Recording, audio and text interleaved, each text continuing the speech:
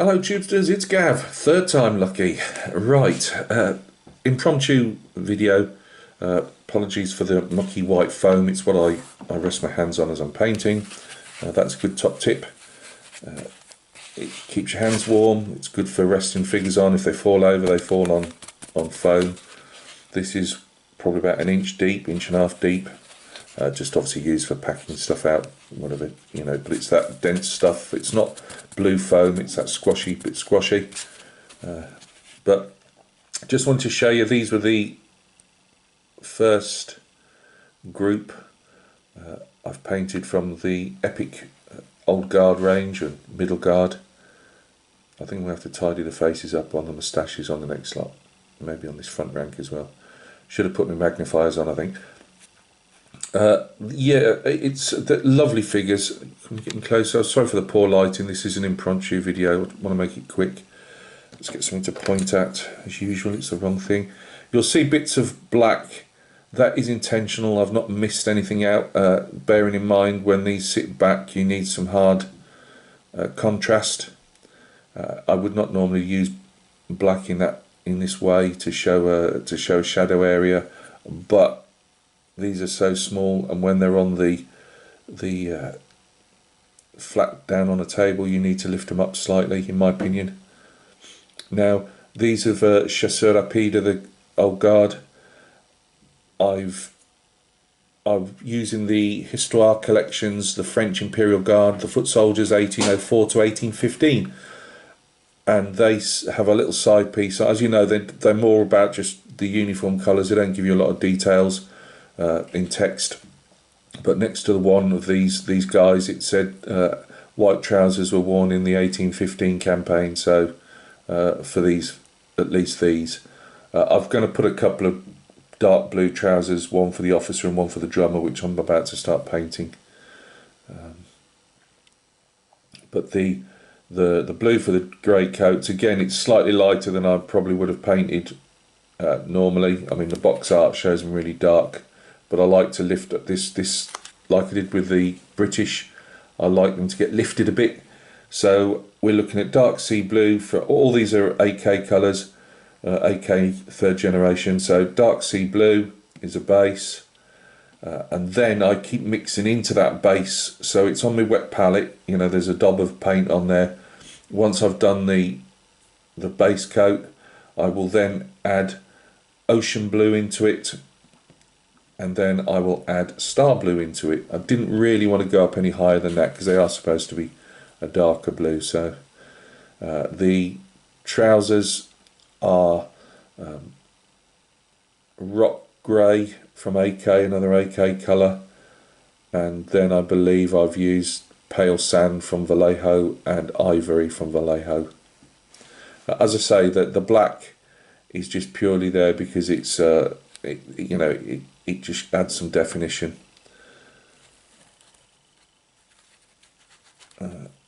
Done a few different just basic hair colours. I've not tried to try and highlight the hair up in any way. I've gone gingerly around the outside as if they were white tape around the outside of the backpacks. I've not gone any higher on I just did one highlight on the bear skins. I did think of doing another one, but I think that will probably be okay. Obviously we've got some green in there as well on the top of the epaulets. Done one rank. A lot of these were obviously very senior soldiers, and they most probably, if they hadn't lost them or been issued them, they would have, a lot of them would have had their long service stripes on. Obviously you only really need to do it on this outside rank here. So yeah, there we go. One down. I've decided I'm probably not going to try and sell them as a brigade. For what I'd want for them, I'm probably not going to get them, so I'm just going to stick them on as single units. So these will go up on eBay as a single unit of Chasseurs Rapide, and then the next two will be Grenadiers, and I'll just sell them as single units once I've finished painting them, and then I will do the same for the engineers, the artillery, and the Marines of the Guard. So there you go. Can't recommend them enough. I think they're fantastic figures. As you can see, you've got a couple with jackets on. This guy here, you can see red there and red there. I have put a bit of striped white piping.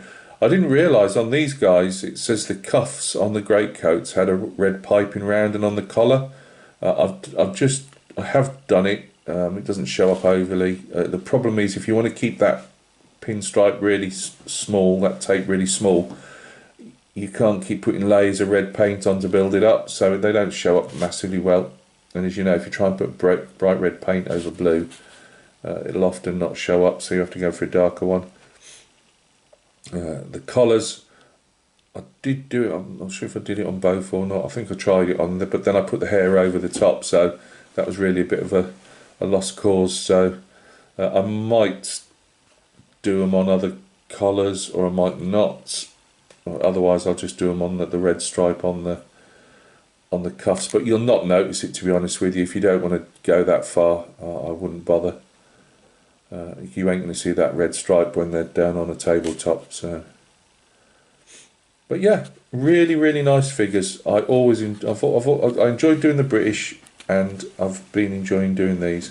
As I say, I've not got I will show the Confederate sprue when it turns up. It should come today or tomorrow, I would have thought.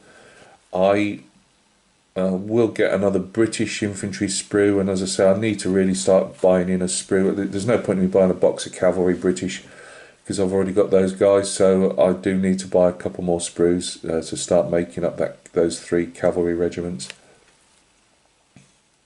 But yeah, there we go. So, bit of an impromptu. Apologise for the poor lighting, the setting, me going off tangent as always. So, look after yourselves. Might be a couple of photos at the end, I can't remember.